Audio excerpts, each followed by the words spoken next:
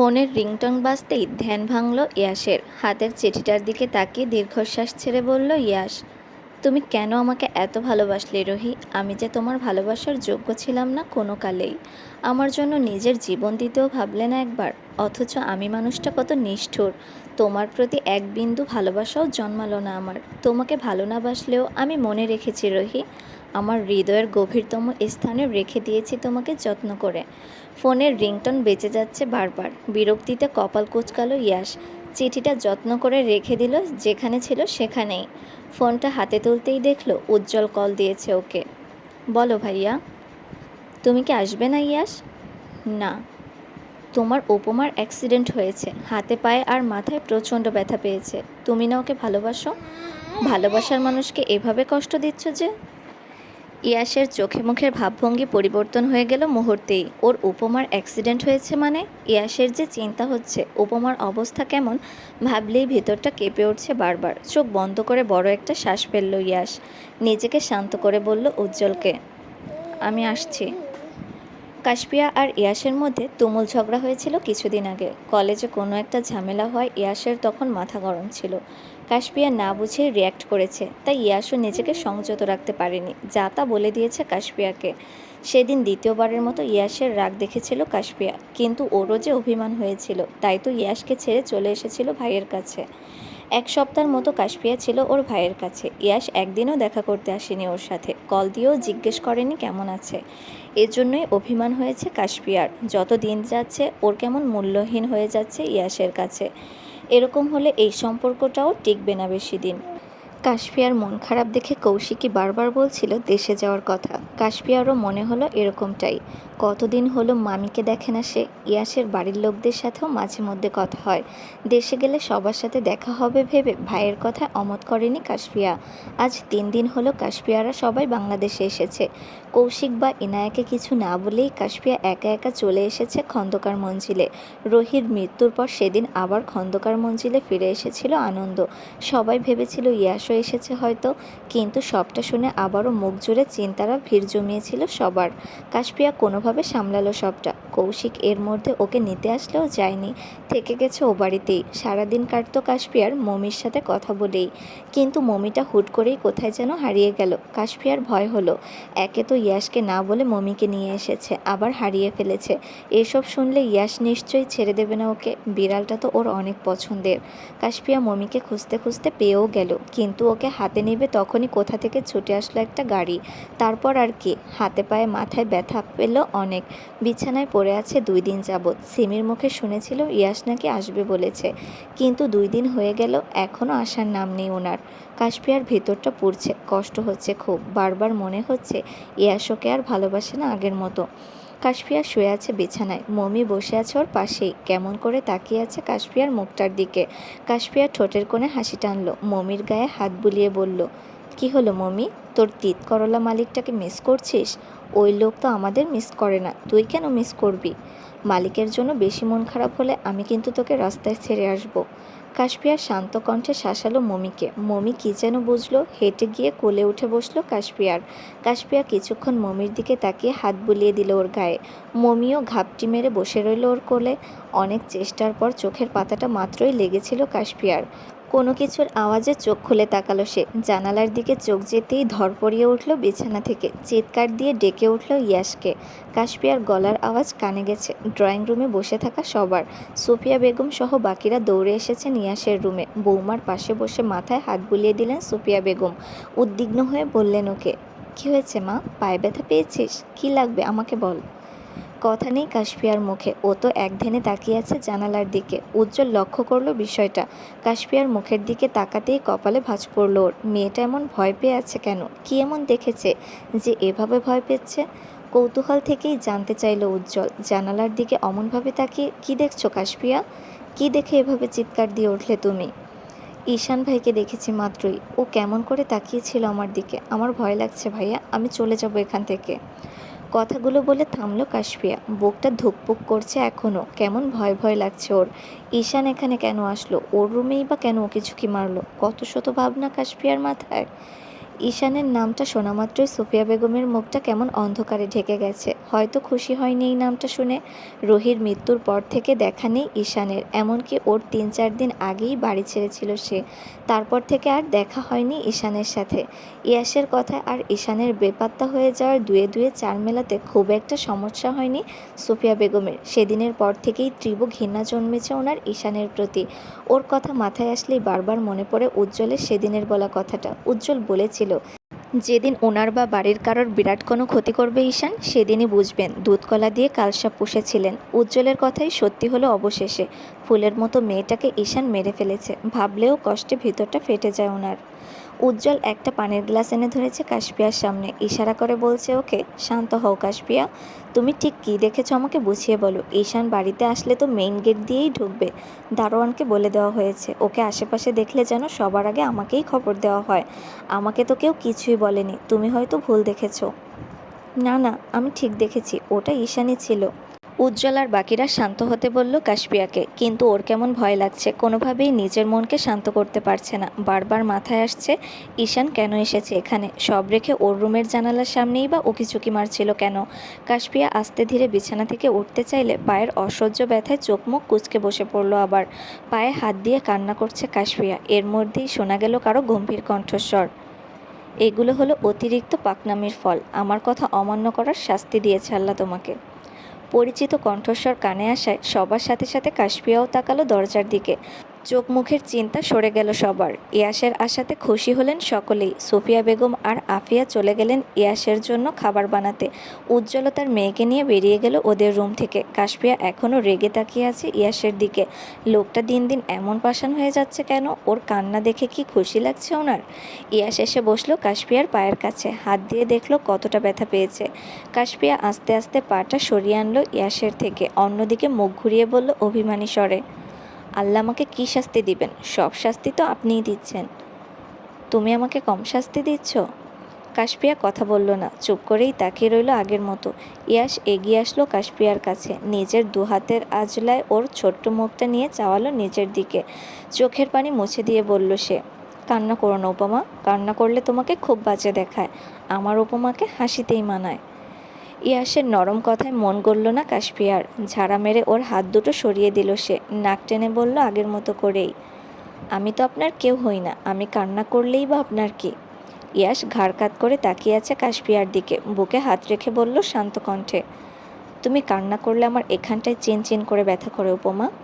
ইয়াসের মন ভোলানো কথায় প্রতিবারের মতোই গলে গেল কাশপিয়া। এই লোকটার উপর রাগ করে থাকতে পারে না সে। কীভাবেই বা থাকবে? যত ঝগড়া ঝামেলাই হোক, এই মানুষটা যে ওকে আগলে রাখে নিজের সবটা দিয়ে। প্রতিবার না বুঝে নির্বোধের মতো ঝামেলা পাকায় কাশপিয়া নিজেই, কিন্তু পরে আবার ইয়াস মানিয়ে নেয় সবটা। এবার তার উল্টোটা হয়েছে। ইয়াস ওকে বোঝাবে দূর, কথা পর্যন্ত বলেনি। হয়তো কাশপিয়ার কাছে রেগে গিয়েছিল খুব, তাই তো এত অভিমান জমেছে ওর। ইয়াস কাশপিয়ার হাত ধরে নিজের কাছে নিয়ে এলো। ওর নরম সুন্দর হাতটাতে চুমু দিল পরপর কয়েকটা। কাশপিয়ার রাগ কমলেও বুঝতে দিল না তা। এক ঝটকায় নিজের হাতটা ছাড়িয়ে নিল ইয়াসের থেকে। অন্যদিকে মুখ ফিরিয়ে বলল, চলে যান এখান থেকে। কিছুক্ষণ চুপ করে বসে থেকে উঠে দাঁড়ালো ইয়াস। কাশপিয়া এত সময় ভালো করে তাকালো ওর দিকে। সে বলেছে অমনি ইয়াস চলে যাচ্ছে? এই ভেবে আবারও মনের মধ্যে রাগ জন্মালো ইয়াসের প্রতি। চলে যাক, এই পাষাণ মানুষটাকে নিয়ে সেও আর ভাববে না। ঘড়ির কাঁটা জানান দিচ্ছে রাত প্রায় 12টার কাছাকাছি। অন্ধকার রুমটাতে একা বিছানায় শুয়ে আছে কাশপিয়া। ইয়াস একবার এসেছিল রুমে। কাশপিয়া ইচ্ছে করেই কথা বলেনি ইয়াসের সাথে। তখন ওভাবে চলে যেতে বলায় ইয়াসের নিশ্চয়ই রাগ হয়েছে। কাশপিয়ার এই ভুলের শাস্তি দিতে এখন আর কথাই বলবে না ওর সাথে। না বললে না বলুক, কাশপিয়াও ভাববে না ইয়াসকে নিয়ে। পাশ ফিরে তাকাতেই কারো উপস্থিতি টের পেল কাশপিয়া। বিকেলের ঘটনাটা মাথাচাড়া দিয়ে উঠল আবার। ভয়ে চিৎকার দিতে নিলেই কেউ আঁকড়ে ধরল ওর কাঁপা কাঁপা ঠোঁটজোড়া। প্রথমে ভয় হলেও পরে আবার মানুষটার গভীর আলিঙ্গনে শান্ত হলো কাশপিয়া। পরিচিত পারফিউমের গন্ধ, চেনা স্পর্শে বুঝতে বাকি নেই মানুষটা ইয়াস। উঠে গিয়ে রুমের লাইট অন করলো ইয়াস। কাশপিয়ার কাছটায় এসে বসে বলল, ভয় কিসের উপমা? তোমাকে ছোঁয়ার সাহস অন্য কারো আছে?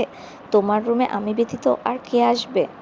কাশপিয়া কিছুক্ষণ তাকালো ইয়াসের দিকে। কি যেন হলো ওর, নিজের সবটুকু ভর ছেড়ে দিল ইয়াসের উপর। ইয়াস হয়তো জানে না বিকেলের ঘটনাটা, কাশপিয়াও আর বলবে না, নইলে শান্ত বাড়িটা মাথায় তুলবে এত রাতে। কাশপিয়াকে বুকে টেনে নিল ইয়াস, হাত বুলিয়ে দিল ওর মাথায়, আলতো করে চুমু দিল ওর পুরো মুখে। ওদের রুমের দরজার সামনে দিয়েই হেঁটে যাচ্ছে উজ্জ্বল, অবিরত ডেকে যাচ্ছে ইয়াসকে। ইয়াসের কানে আসলো উজ্জ্বলের গলার আওয়াজ, মনে হলো কোনো দরকারেই ডাকছে। ইয়াস মিষ্টি হেসে বলল কাশপিয়াকে, আসছি উপমা, ঘুমাবে না একদম, আজকে সারা রাত গল্প করব আমরা। কথাটা বলেই পা বাড়ালো চলে যাবে বলে। ইয়াস দরজার সামনে যেতেই ডেকে বলল কাশপিয়া, শুনুন। ঘুরে তাকালো ইয়াস, কাশপিয়ার কাছে এসে জিজ্ঞেস করলো ওকে, বলো কিছু লাগবে, ওয়াশরুমে যাবে? না। তাহলে? কাশপিয়া কিভাবে কথাটা বলবে বুঝতে পারল না। নিজের পরনে থাকা এলোমেলো শাড়িটার দিকে তাকিয়ে পরে আবার ইয়াসের দিকে তাকালো। ইয়াস হয়তো বুঝলো কিছু, কাশপিয়ার কাছে এসে জিজ্ঞেস করলো ওকে, চেঞ্জ করিয়ে দেব? উপর নিচ মাথা নাড়ল কাশপিয়া। যা উত্তর হ্যাঁ। ইয়াস কাবার থেকে একটা জামা বের করে নিয়ে আসলো, সুন্দর মতো পরিয়ে দিল কাশপিয়াকে। বারবার কল আসছে ইয়াসের ফোনে, হয়তো উজ্জ্বল কল দিচ্ছে। এখন ওকে যেতে হবে এখান থেকে। যাওয়ার আগে বলে গেল কাশপিয়াকে, কোনো দরকার পড়লেই যেন কল দেয় ওকে। বাধ্য মেয়ের মতো ইয়াসের কথায় মাথা নাড়িয়ে সায় জানালো কাশপিয়া। কেটে গেছে বেশ কয়েকটা দিন। কাশপিয়া এখন অনেকটা সুস্থ। আজকে কৌশিক আর ইনায়া এসেছে খন্দকার মঞ্জিলে। যদিও কৌশিক আর ইয়াসের সম্পর্কটা ভালো হয়নি এখনও, নানা কারণে ঝামেলা লেগে থাকে দুজনের মধ্যে। কিন্তু একমাত্র বোনকে না দেখে থাকবে কি করে কৌশিক? তাই তো রাগ হলেও বারবার ছুটে আসে কাশপিয়াকে দেখবে বলে। ইনায়া আর কাশপিয়ার কী যেন কথা বলছে, মাঝে মধ্যেই আবার হেসে উঠছে দুজনে। ইয়াস মাত্রই রুমে ঢুকেছিল, ননদ ভাবির এমন মধুর আলাপে বাগড়া দিতে চাইল না সে। চলে যাবে তখনই ইনায়ার ডাক আসলো ইয়াসের কানে, আরে ইয়াস, চলে যাচ্ছিস কেন? তোর বউ নাকি তোর আদরের অভাবে শুকিয়ে যাচ্ছে, ওকে আদর দিয়ে সুস্থ করে তোল, আমি যাচ্ছি। ইয়াস তাকিয়ে আছে কাশপিয়ার দিকে। একটা খোলামেলা নাইটি পরেছে কাশপিয়া, পাতলা কাপড় ভেদ করে শরীরের অনেকাংশই দেখা যাচ্ছে। এগুলো নিশ্চয়ই ইনায়ার বুদ্ধিতে করেছে। কাশপিয়ার এমন উদ্ভট শ্বাস পোশাকে বিরক্ত হলো ইয়াস। ইনায়া রুম থেকে বেরিয়ে যেতেই বলল রেগে মেগে, এসব কি পড়েছো উপমা? রুমের দরজাটাই বা খোলা রেখেছো কেন? বাড়িতে আমি ছাড়াও আরও লোকজন আছে, জানা নেই তোমার? ইয়াসের ধমকে ভরকালো না কাশপিয়া, মুখ ভেঙচি কেটে বলল, হুম, এমনভাবে বলছেন মনে হচ্ছে আমি আপনার শার্ট পরে বসে আছি। এখানে এসে এমন হুজুর হয়ে গেলেন যে, বাড়িতে তো 100টা কাপড় পরে প্যাকেট হয়ে থাকলেও ডেপ ডেপ করে তাকিয়ে থাকেন। ইয়াসের এমনিতেই মাথা ঠিক নেই, কাশপিয়ার সাথে ঝামেলা করেও জিততে পারবে না, রেগে বকা দিয়ে বসবে, তারপর কাশপিয়া কান্নাকাটি করবে। এই ভেবে আর কথা বাড়ালো না ইয়াস, চুপ করে গিয়ে ল্যাপটপ নিয়ে বসে পড়ল সোফায়। কাশপিয়ার রাগ হলো ইয়াসের কাছে, এই লোকটা এমন নিরামিষ হয়ে গেল কেন? সামনে মিষ্টি রেখেও কি খাওয়ার লোভ যাচ্ছে না ওর? কাশপিয়া এগিয়ে গিয়ে দাঁড়ালো ইয়াসের সামনে। ইয়াস ওকে লক্ষ্য করলো, ল্যাপটপের দিকে তাকিয়েই গম্ভীর কণ্ঠে জিজ্ঞেস করলো, কি চাই? ইয়াসের হাতের ল্যাপটপটা সরিয়ে কাশপিয়া ওর কোলে বসলো, দু হাত দিয়ে গলা জড়িয়ে ধরে বলল, বাবু চাই। হঠাৎ এমন আবদারে চমকে তাকালো ইয়াস, ওভাবেই বসে থাকলো। তারপর বলল কাশপিয়াকে, বাবু তো দেবই, কিন্তু। কিন্তু কি? বাচ্চা সামলাতে পারবে? তুমি নিজেই তো বাচ্চা। তা বাচ্চা মেয়েকে বিয়ে করলেন কেন? পরিস্থিতির চাপে পড়ে। ওহ, পরিস্থিতিকে আপনাকে গলা টিপে ধরে বলেছিল, আধবুড়ো ইয়াস তুই সুন্দরী কাশপিয়াকে বিয়ে কর? ভ্রুজোড়া আপনা আপনি কুঁচকে এলো ইয়াসের, রেগে বলল ওকে, আমি আধবুড়ো? ফটাফট উত্তর দিল কাশপিয়া, তাছাড়া কি? বুড়ো বয়সে আমার মতো সুন্দরী কম বয়সী বউ পেয়েছেন, এই তো অনেক, আল্লাহর দরবারে শুকরিয়া আদায় করুন। ইয়াস চোখ মুখ শক্ত করে তাকিয়ে আছে কাশপিয়ার দিকে। মেয়েটা ইদানিং সাহস দেখাচ্ছে অনেক। ইয়াসকে তো এখন আর ভয়ই পায় না, বরং যখন তখন যা মুখে আসে তাই বলে দেয়। ইয়াসের গম্ভীর মুখ দেখে কিছুটা ভয় পেল কাশপিয়া। রাগ কমাতে কিছু না ভেবেই টুপ করে চুমু দিয়ে বসলো ইয়াসের ঠোঁটে। নিজের কাজে সফল হলো বটে। ইয়াস মুচকি হেসে ওর কপালে আলতো করে ঠোঁট ছোঁয়ালো নিজের। ঠোঁট কামড়ে হেসে বলল ওকে, আমার মাথায় রোমান্টিক ভূতটা তোমার মাথায় চেপেছে দেখছি, চুপচাপ গিয়ে ঘুমিয়ে পড়ো, ভূত চলে যাবে। কাশপিয়া বাচ্চাদের মতো গাল ফুলালো। ইয়াসকে আগের থেকেও শক্ত করে জড়িয়ে ধরলো, ওর ঘাড়ে মাথা রেখে কানের কাছে মুখ নিয়ে বলল, না, আমার বাবু চাই, সমস্যা হবে না, আপনি বাচ্চা সামলাবেন আর আমি আপনাকে। কাশপিয়ার এমন আবদারে গলে গেল ইয়াস, ঠোঁটে হাসি টেনে বলল, প্রতিবারের মতো আমাকে কাছে ডেকে পরে আবার পালানোর জন্য কান্না করবে না তো? কথা বলল না কাশপিয়া, লজ্জায় মুখটা গুজে নিল ইয়াসের বুকে। ইয়াসের ঠোঁটের হাসি চওড়া হলো, কোলে তুলে নিল ওকে। পড়ে যাওয়ার ভয়ে ইয়াসের গলা জড়িয়ে ধরল সে। কাশপিয়াকে বিছানায় রেখে ওর কানের কাছে গেল ইয়াস, ফিসফিস করে বলল, baby, are you ready for a ride? কাশপিয়ার গাল দুটো লাল হয়ে গেছে লজ্জায়, হাত দিয়ে মুখ ঢেকেছে নিজের। ইয়াশ হাসল, কাশপিয়ার মুখের উপর থেকে হাত দুটো সরালো। কিছুক্ষণ অপলক দৃষ্টিতে তাকিয়ে রইল ওর লজ্জাবতী লাজে রাঙা মুখটির দিকে।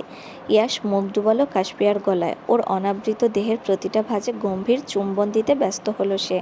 কাশপিয়ার চোখ দুটো বন্ধ করে খামচে ধরেছে ইয়াশের মাথার চুল। ফর্সা ত্বকে ইয়াশের করা লালচে দাগগুলো স্পষ্ট দেখা গেল। ঘাড়ের ব্যথা পাওয়া স্থানে আবারও ব্যথা পাওয়ায় অসহ্য যন্ত্রণায় ইয়াশকে নিজের থেকে সরিয়ে নিতে চাইল সে। চোখ বেয়ে দুফোঁটা পানি গড়িয়ে পড়ল। অন্যদিকে তাকিয়ে বলল, আপনি কি মানুষ? ইয়াশ তাকালো কাশপিয়ার মুখপানে, ওর নাকের সাথে নাক ঘষে বলল মাদকতা মিশ্রিত কণ্ঠে, কি করব বলো? তোমার আলিঙ্গন যে আমাকে উন্মাদ করে ছাড়ে। I lose control over myself baby. প্রতি উত্তর করল না কাশপিয়া। চলে যেতে চাইল ইয়াশ ওকে টেনে ফেললো বিছানায়, ঠোঁট কামড়ে হেসে বলল, আমার আদর সহ্য করতে পারবে না, আবার আমাকে কাছে ডাকবে? This is not fair. কাছে যখন ডেকেছই, আমার ভালোবাসার যন্ত্রণাও সহ্য করতে হবে উপমা। কাশপিয়া কিছু বলতে চেয়েও পারল না। ইয়াশ আঁকড়ে ধরল ঠোঁট জোড়া। কাশপিয়াও আর দূরে সরানোর চেষ্টা করল না ইয়াশকে। নিজেই যে বিপদ ডেকে এনেছে তা ভালো করেই বুঝতে পারছে। ইয়াশ পুরোপুরি মত্ত হয়ে আছে কাশপিয়াতে। ওর হাতের অবাধ্য স্পর্শ আর অবর্ণনীয় অত্যাচারে পাগলপ্রায় অবস্থা কাশপিয়ার। ইয়াশ এমনভাবে আচরণ করছে, মনে হচ্ছে রাগ ঝাড়ছে ওর ওপর। কাশপিয়ার অসহায় আর্তনাদগুলো কানে আসলে পরক্ষণেই আবার বুকে টেনে নিচ্ছে ওকে, আদর করে চুমু দিচ্ছে কপালে। এই জিনিসগুলোর জন্যই কাশপিয়ার এত ভালো লাগে ইয়াশকে। শত যন্ত্রণার মাঝেও ইয়াশের এই যত্ন, ভালোবাসা শান্তি দেয় ওকে।